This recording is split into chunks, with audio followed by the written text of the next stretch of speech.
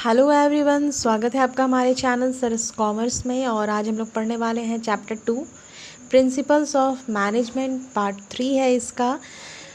Scientific management developed by F W. Taylor. Last video में हमने fuel के प्रिंसिपल को पढ़ लिया है और आज हम लोग साइंटिफिक मैनेजमेंट का जो प्रिंसिपल है उसको पढ़ने वाले हैं। तो हम लोग पढ़ने वाले हैं एफ.डब्ल्यू. टेलर के प्रिंसिपल के बारे में। तो उससे पहले हम लोग जान लेते हैं इनकी ब्रीफ हिस्ट्री।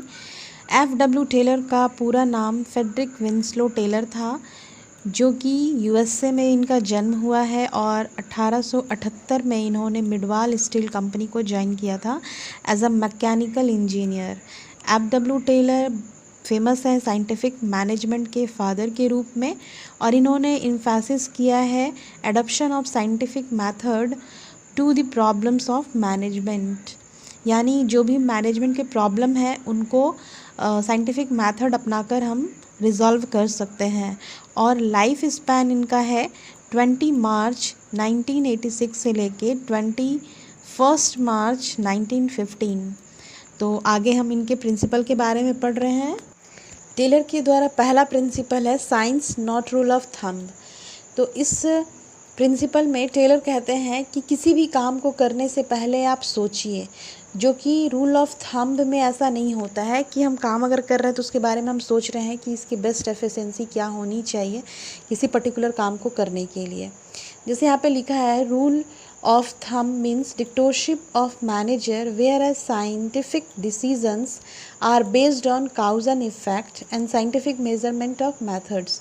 यानी जो रूल ऑफ थंब है वो क्या है, मैनेजर का तानाशाही है कि वो जो भी काम करवा रहे हैं बस उन्होंने जो पास्ट एक्सपीरियंस किया है कि कुछ पर्टिकुलर टाइम कितना लगना चाहिए, क्या एफिशिएंसी होनी चाहिए, ये उसके अकॉर्डिंग काम बता देते हैं और आपको उसके अकॉर्डिंग काम करना पड़ता है जो भी हमारे एम्प्लॉई हैं।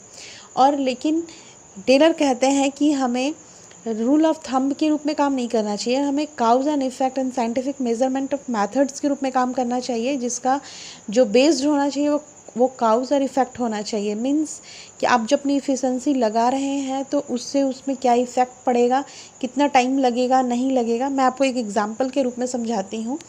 जैसे कि मान लीजिए कि मुझे एक स्टैंडर्ड टाइम रिक्वायर्ड है किसी पर्टिकुलर काम को करने के लिए, तो उसमें आप कैसे पता कर सकते हैं कि वो स्टैंडर्ड टाइम क्या होगा। जो मैनेजर है वो अपने पास्ट एक्सपीरियंस से बता सकते हैं कि हाँ, इस पर्टिकुलर काम को करने में 2 दिन लग सकता है, 1 दिन लग सकता है। लेकिन टेलर बोलते हैं कि ऐसा नहीं होना चाहिए, वो पास्ट एक्सपीरियंस नहीं होना चाहिए मैनेजर्स का, उसके अकॉर्डिंग वो स्टैंडर्ड टाइम को डिफ़ाइन करे या वो बताएं कि हाँ इतना स्टैंडर्ड ऑफ टाइम होना चाहिए।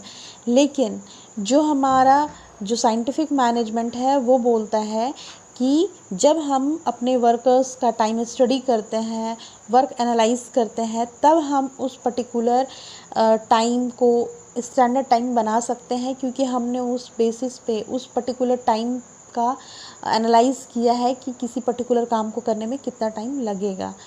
तो ये आपको समझ में आया होगा कि science not rule of thumb मतलब ये नहीं कि अंगूठे के बेस पे काम हो रहा है, सिर्फ हम काम करे जा रहे हैं, किस तरीके से हम कम मेहनत में ज़्यादा काम करें ये भी हमें ध्यान रखना है, और ये हम कर सकते हैं साइंस के द्वारा।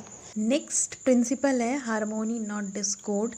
इसमें टेलर कहते हैं कि हमारे जो भी वर्कर्स हैं वो जो सब मिलकर साथ में काम करते हैं उन सभी के बीच में हार्मोनी होनी चाहिए with mutual give and take and proper understanding. यानी उन सभी के बीच में एक अंडरस्टैंडिंग होनी चाहिए। लाइक किसी भी ऑर्गेनाइजेशन में 2 ग्रुप होते हैं, एक मैनेजमेंट ग्रुप और एक होता है वर्कर्स ग्रुप। वर्कर्स ग्रुप हमेशा ये सोचते हैं कि हमारे पर बहुत ही ज़्यादा ओवर बर्डन दे दिया गया है और हमें बहुत ही कम पे किया जाता है। और जो हमारे मैनेजमेंट ग्रुप हैं वो हमेशा ये सोचते हैं कि अरे हमारे जो वर्कर्स हैं वो तो केवल बहाना मारते हैं, कोई भी काम ढंग से नहीं करते हैं।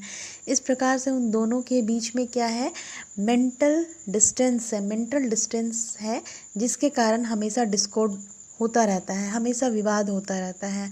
तो टेलर कहते हैं कि इन दोनों के बीच में क्या होना चाहिए, हार्मोनी होनी चाहिए, मेंटल रिवैल्यूएशन लाना चाहिए, ताकि इन दोनों के बीच में जो है एक अच्छा रिलेशन बन सके, ताकि हमारे ऑर्गेनाइजेशन को भी फ़ायदा हो सके और पॉजिटिव थिंकिंग उन दोनों के बीच में आनी चाहिए।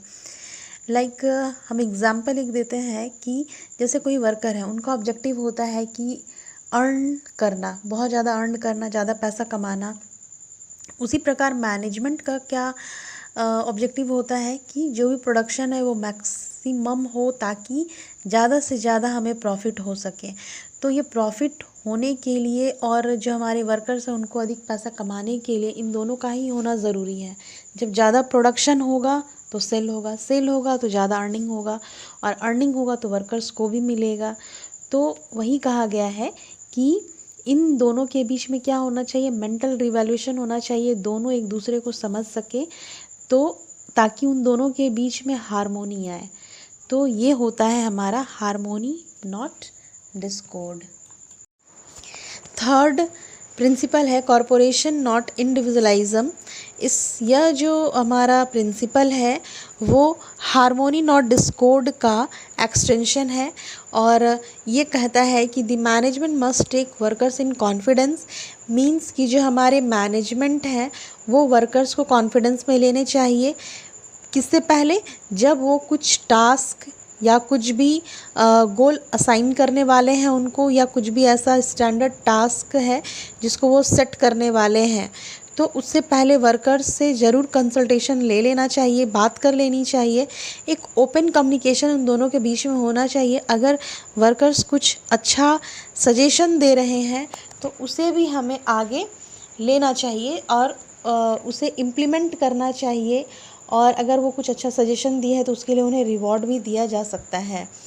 जैसे एग्ज़ाम्पल के रूप में, जब कोई भी काम असाइन किया जाता है मैनेजमेंट के द्वारा वर्कर्स के लिए, तो अगर वर्कर से पूछ लिया जाए कि आपको किस चीज़ में इंटरेस्ट है, उनके क्वालिफ़िकेशन के अकॉर्डिंग अगर हम उन्हें काम दे रहे हैं, तो ऑब्वियसली वो क्या करेंगे, उस पर्टिकुलर काम को करने के लिए अपना बेस्ट एफ़र्ट लगाएंगे उसमें, और वो बेस्ट एफ़र्ट लगाएंगे जिससे कि हमारे ऑर्गेनाइजेशन का हमेशा ग्रोथ ही होगा। नेक्स्ट एंड लास्ट प्रिंसिपल है not least, development of workers to their greatest efficiency and prosperity. इसमें कहा गया है, टेलर कहते हैं कि इंडस्ट्री जो है उसकी इफ़िशियंसी डिपेंड करती है इफ़िशियंसी ऑफ वर्कर्स में, और workers efficiency depends upon proper training and their selection. तो इसमें टेलर कहते हैं कि जब भी आप अपने स्टाफ का सिलेक्शन करें, एम्प्लॉय का सिलेक्शन करें, तो बहुत ही ध्यान रखें, आप उन्हें उनके क्वालिफ़िकेशन के अकॉर्डिंग, उनके काम के अकॉर्डिंग उन्हें जॉब दें। उनकी जैसी क्वालिफ़िकेशन है उसके अकॉर्डिंग उन्हें जॉब प्रोवाइड किया जाए। और जब आप अपने एम्प्लॉय को जॉब दे दें तो आपको ये भी ध्यान रखना है कि जो हमारे एम्प्लॉय हैं उन्हें टाइम टू टाइम अपने नॉलेज को अप टू डेट करने के लिए प्रॉपर ट्रेनिंग देते रहना चाहिए, ताकि हमारा जो इफ़िशियंसी है, प्रॉस्पेरिटी है, जो वो कंपनी एंड वर्कर्स दोनों के लिए ही बहुत ज़रूरी है। तो ये जो हमारा development of workers to their greatest efficiency and prosperity है, ये यही बताता है कि हमारे जो वर्कर्स हैं उनके डेवलपमेंट पे ही हमारी कंपनी का और उनके खुद का प्रॉस्पेरिटी है निर्भर करता है। तो ये जो हमारा प्रिंसिपल है ये हमने ख़त्म कर दिया है, टेलर का प्रिंसिपल। अब हम लोग नेक्स्ट वीडियो में साइंटिफिक टेक्निक के बारे में पढ़ेंगे, तो आप हमारे चैनल के साथ बने रहिएगा।